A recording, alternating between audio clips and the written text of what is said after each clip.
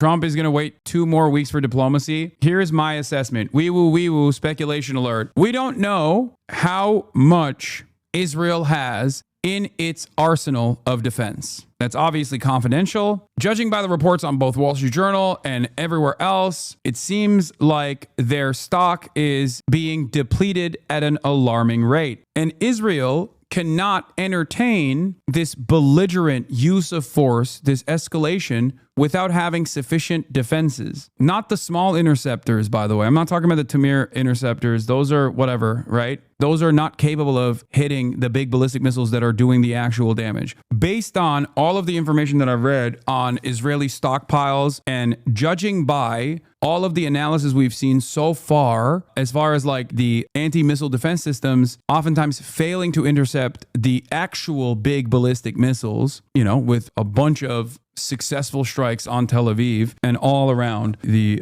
Israeli nation state, including the direct impact sites that we don't get to see on military sites, like in the Negev desert and things like that. I suspect that the Israeli defense capabilities are not designed to withstand unlimited attacks for an extended period of time from a country that is lobbing ballistic missiles. Washington Post has reported on the stockpiles as well. Will Israel's interceptors outlast Iran's missiles? The answer may shape the war. Israel's firing interceptors fast as it can produce them. That has raised questions within the Israeli security establishment about whether the country will run low on air defenses before Iran uses up its ballistic arsenal, according to 8 current and former officials. Now, what's interesting about this is just the interceptors. When they say interception or when they say Iron Dome, that is colloquially a much broader umbrella of defenses. You have American THAAD anti-air defense systems that were sent to Israel after Operation True Promise 1 or 2. I think it was after 2 that they sent those because those had direct impact sites. You had the THAAD system, which is insanely expensive. The THAAD system is both insanely expensive and America can't consistently resupply, okay? We've seen some of the THAAD systems actually fail as well. You also have the aero defense systems. Those are for ballistic missiles, okay? You also have the David Sling system, again, for ballistic missiles. And then you have the Iron Dome. What is actually known as the Iron Dome is an Israeli-American project that is there for short-range missiles and drones, right? All of these systems that they have to be consistently replenished. I think the media, NBC, tends to use Iron Dome as a stand-in for Israel's multi-layered missile defense, which is very misleading. I'm interpreting the NBC report as entire multi-layered defense system only intercepting 65% of the missiles, including David Sling, Arrow, and THAAD. Iron Dome itself is pretty against ballistic missiles. It's kind of a last-ditch effort, as we saw when they deployed like 20 Iron Dome missiles and none of them intercepted the ballistic missile in that video that we saw a night ago. That's the main question. My speculation is Israel will run out sometime next week of all the big boys that are necessary for the actual defense, because the ballistic missiles are the big boys.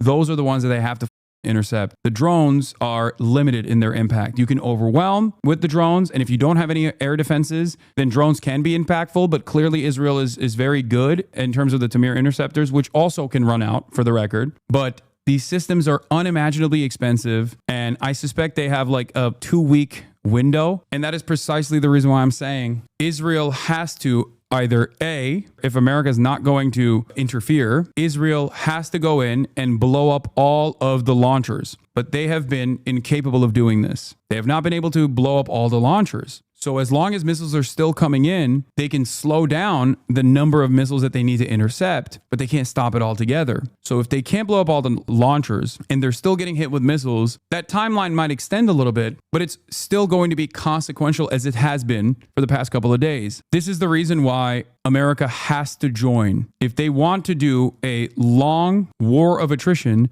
America has to join so that American bases will become missile sponges, because every missile that is being deployed in the direction of an American base is a missile that is not being sent to Tel Aviv. That's what I think is the plan here. And that's why I think they're going to do this perhaps this weekend. This is speculation again. This is complete speculation. I'm telling you right now, there is no way to know that this is what's going to happen. Judging by what I have seen thus far, I suspect that their goal ultimately is to bring in the United States of America so that they can at least change some of the strike targets away from Israel, because they won't be able to defend Israel, to American bases in the region, which are ultimately defenseless, by the way.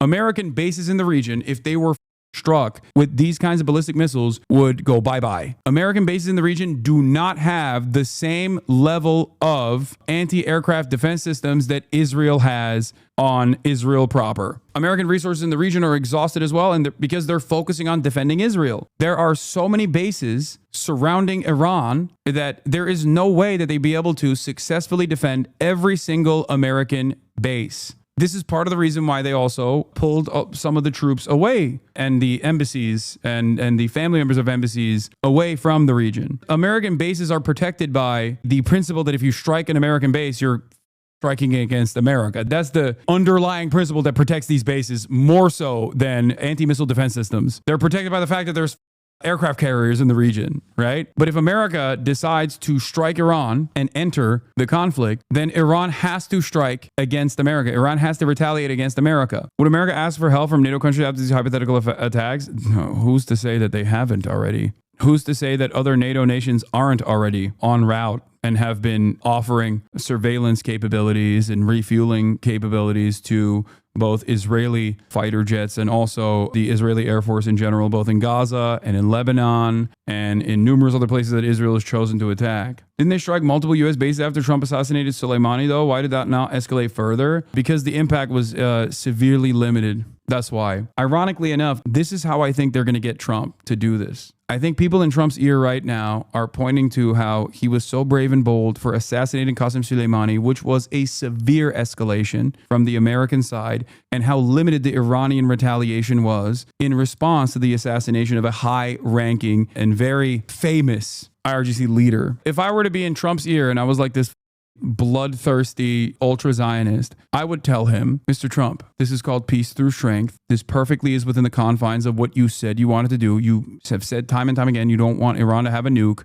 and you don't want Iran to be a destabilizing force in the region any longer. This will be perfect for your legacy, and it will be super easy to do. We have the greatest, biggest dicked military on the planet, and look at how the Iranians failed to retaliate in kind when you assassinated Qasem Soleimani. I suspect people in Trump's ear are telling him this. They're pointing to a time when Trump, in the last administration, did something against Iran that was a severe escalation, and that Iran did not retaliate in a way that was so severe that it escalated the conflict. This is why I hope this doesn't happen. My big fear is they hit Fordow with American weapons as a mechanism to turn the American bases in the region into bullet sponges, basically, and missile sponges. Beautiful Israel does not get targeted because beautiful Israel does not have enough anti-air defenses to withstand a war of attrition directly between Iran and Israel. Big, beautiful Israel. So when Trump says 2 more weeks for diplomacy,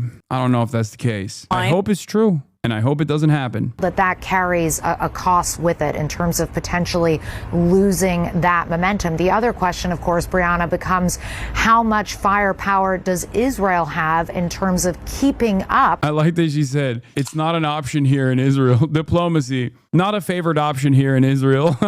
Same level of strikes against Iran, and can they keep that going at the same pace for another 2 weeks? So this will really be an open question now in terms of how Israeli officials interpret it and also how they officially respond to it, because it's been notable that up until this point they have been very careful about not explicitly advising the U.S. to get involved, about not wanting to be seen as trying to strong-arm President Trump or push him to make one decision or another. The sort of party line, if you like, has been very much to say that they are grateful for all the assistance that the U.S. has given up until now, primarily in a defensive. She said within 2 weeks, not after 2 weeks. So anything can happen in those 14 days. It could be tomorrow or next day. I think the real reason why it would be sooner rather than later is because of what I just mentioned. Maybe it's just insane speculation. Okay. I don't know. Like I said, we will speculation alert. I'm just judging by what I've seen thus far and Israel's defense capabilities. I think, Friday night after market close, it seems consistent with what Trump has done in the past. What are the odds that this is simple petty bitch behavior from Trump and he just wants to punish Israel for the initiation of this conflict? That is the funniest outcome, and I don't think that's the case. But I have thought about this as well. What if Trump actually wants to negotiate with Iran eventually, but he's just allowing Israel to experience a little bit of the punishment because he's pissed off because Israel keeps like making him look bad and he hates looking bad. But I don't think that's the case. I envision a million different scenarios when conducting this kind of analysis. That's one of them. It's a very stupid one, but there is definitely a pettiness associated with American foreign policy, especially under the banner of Trump. Like there was zealotry associated with American foreign policy under Biden, ideological zealotry in terms of like ultra Zionist sentiment that I think factored into their considerations and most likely clouded their judgment. But I can totally see that being one of the possibilities. I don't think that's the case, but I have also thought about this as well, where it's like Trump is just kind of doing this so that Israel gets a little bit of, shut up juice and recognizes their place in this dynamic, by force. And it's almost like a pressure valve that you're releasing because there's so much anger and resentment towards Israel that, a little bit of sowing after so much reaping is not necessarily the worst thing from his estimation, maybe, but I don't think that's the case. A major U.S. bombing campaign against Iran is expected to begin as early as this weekend, according to his trusted Israeli and American sources. Approved by the Trump administration, the strikes will focus on key military and nuclear infrastructure, including the fortified Fordow facility, while Iran's most advanced centrifuges are located deep underground. The delay in timing, Hirsch reports, is due to Trump's desire to avoid disrupting U.S. markets when trading opens Monday. The operation goes beyond targeting Iran's nuclear capabilities. It aims to destabilize the country's leadership. U.S. and Israeli planners are counting on the internal unrest to break out, hoping that strikes on military bases, police stations, and administrative centers will incite broader opposition. Hirsch says there are even unconfirmed reports that Ayatollah Khamenei may have left Tehran. While some in Washington favor installing a moderate religious figure to lead the country in a transitional phase, Israeli officials reportedly reject this, pushing instead for full political control through a loyal replacement.